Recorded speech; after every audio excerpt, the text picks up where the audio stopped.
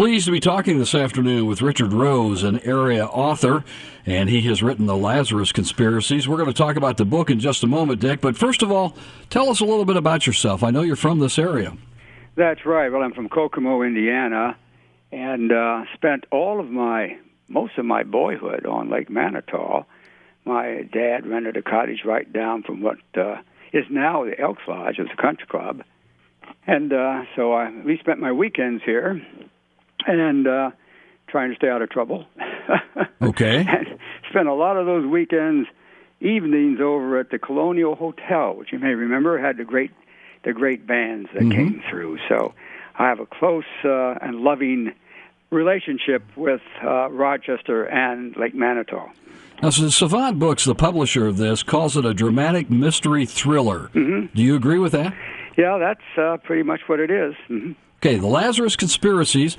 I want to ask you about the book itself a little bit, of course, but where'd you get the idea for it?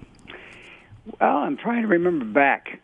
There seems to me there was a movie I saw, and I'm always, as a writer, I can always pretty much in the first 10 minutes figure out where a movie's going, plot-wise. Okay. And this one fooled me, because I thought it would be much more complex than it was. It's pretty simple. So I got the idea of doing something like that and making it much more complex. Tell us about the book itself. Okay, well, the main character is Michael McPherson, also known as Mad Dog, because he has a penchant of breaking the rules to make sure that no one escapes justice. There's a reason for this, but every character, when you're writing about a character, has what's called a dramatic need, something that motivates him, that controls him, and sometimes he's not even aware of what it is. But that's Max, as he's known. And I suppose the book takes several twists and turns as we go through it. I think it takes more twists than a barrel of pretzels. But if you forgive the writer's cliche. Yeah, what happens, he's dumped by the superintendent from violent crimes, which includes homicide, because of an incident. Again, he harasses a killer into a shootout, and he's dumped to special victims, which covers missing persons, child and elderly abuse, and domestic, that sort of thing. To him, that's boring. So, but during that time, he suspects that the presumed alcohol-related accidental death of a vagrant is something else. The vagrant's daughter asked him to look further into it, and so he does, and he finds out that he's going to have an unofficial autopsy done. And the body of the vagrant, which has been taken to a funeral home, turns out to be another body. There was a foul up in the morgue, and the vagrant's body was taken to another funeral home and cremated. So that's the plot point that gets Mac figuring, hey, there's foul play here. So the book is centered in Chicago, right? It's centered in Chicago, okay. but it has a very strong jazz element to it, and the backstory. There's a backstory that takes place in the Lakes area, in actually up around North Webster, because Mac and his younger brother from Chicago would spend their summers there working odd jobs. But there was an incident that took place that was both personal and powerful, that motivates Mac to do what he has to do to dispense justice. And, of course, that's revealed at some point in the book. Did you have to do a lot of research for this book? Boy, did I. By the way, in terms of the plot, I'll get to the... Okay. In terms of the plot, what Mac discovers during his investigations is that there is a conspiracy or a project known as the Lazarus Project, that people with immense power will do anything to keep secret, including murder. In fact, Mac has to survive some attempts on his own life. He eventually comes up with a witness who's willing to reveal the project, but the witness is murdered, and Mac is set up as her murderer. Therefore, he now has to deal with avoiding the police and the bad guys. And the only way he can clear himself is to find a way to expose the conspiracy, which turns out to have a impact on the course of history. So that's a sort of a short synopsis. Okay. Now go into the research a little bit, if you would, please. Yeah, well, of course, it involves a lot of police procedural. Mm-hmm. And you can watch, the television shows, et cetera, and, come up with a lot of that. But I decided I would rather have firsthand experience. So I saw an article in the Chicago Tribune about a cop and special victims who had been around for about 30 years. And so they wrote him up because he cracked some heaters. That's cops lingo for a big case. So I called him up, John DiBartolo, now retired, and I said, "Hey, John, would you be able to help me out with this book?" And he said, "Sure." So he did. So he'd come by. First, I go out to Area 3, the Area 3 police headquarters. So I spent some time there with John and some of the other cops, just to get a feel, what it was like out there and how they related to each other. But then John would pick me up in his unmarked car, a Crown Victoria, and we'd go out on actual cases into some pretty bad areas. Transit hotels where they did drugs and prostitution and other unsavory locations. In fact, John said, "Hey, I don't want you going in there alone."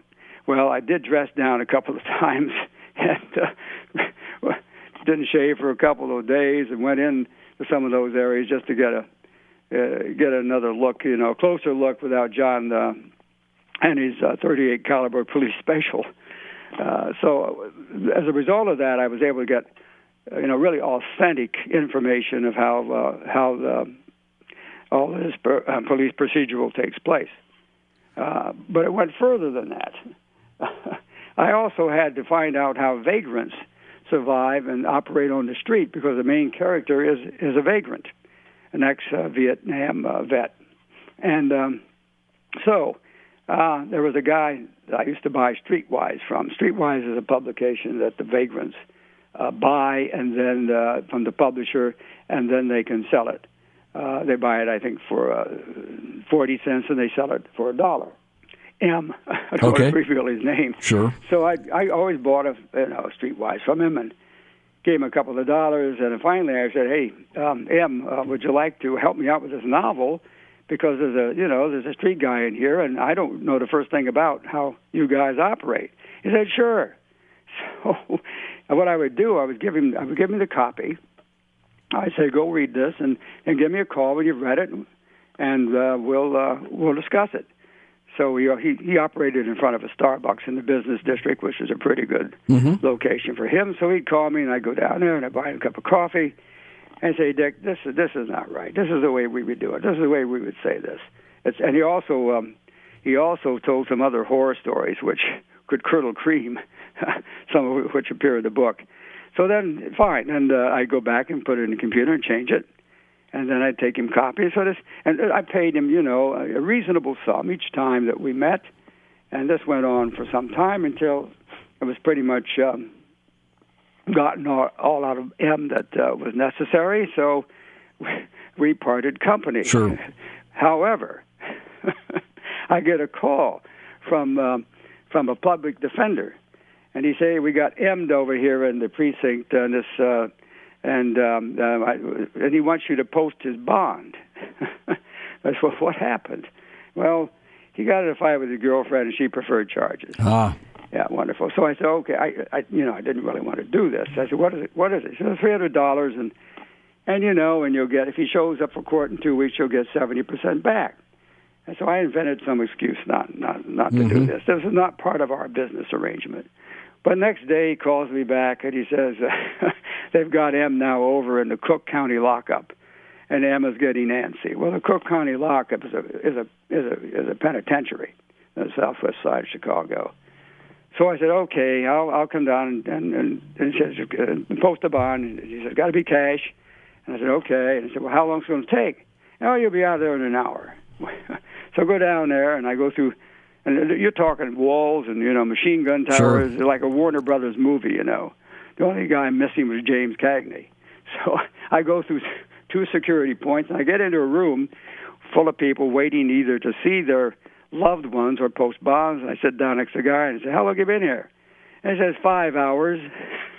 So I call my wife.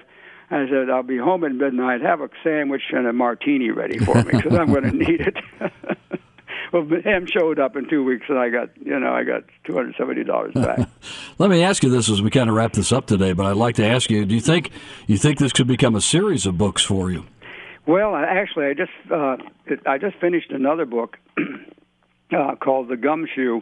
While this one was being edited, the editing process took a year and a half. And The Gumshoe was actually also set in Chicago as a private investigator. But I'm moving it back to make it more interesting to 1947, where things were a lot different. But the sequel to this book is in my head, and I thought I'd take it back to the lake area where this incident took place, and take it from there. But meanwhile, the book was based on a screenplay I wrote first, which was a top 10 finalist in the Illinois and Indiana. I'm sorry, it was the Illinois and Chicago film writing competition, and it got optioned. I've done screenplays which were optioned from time to time by independent producers. So I'm revising the screenplay. There is a producer I know who's interested in taking a look at it. So who knows? Excellent.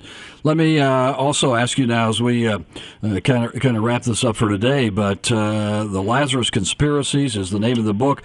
Where is it? I'm sure we can get it from Amazon. Where else could we get it? Well, it's on Ingram, Amazon, Barnes & Noble, but Amazon's really the best place. It's quicker and it's cheaper. I think it's a little under $15, so Amazon would be the place to go. Richard Rose, our guest. He's the author of The Lazarus Conspiracies at Amazon.com and several other sources, too. Thank you so much for your time this afternoon. Thank you, Tom. It's been a pleasure.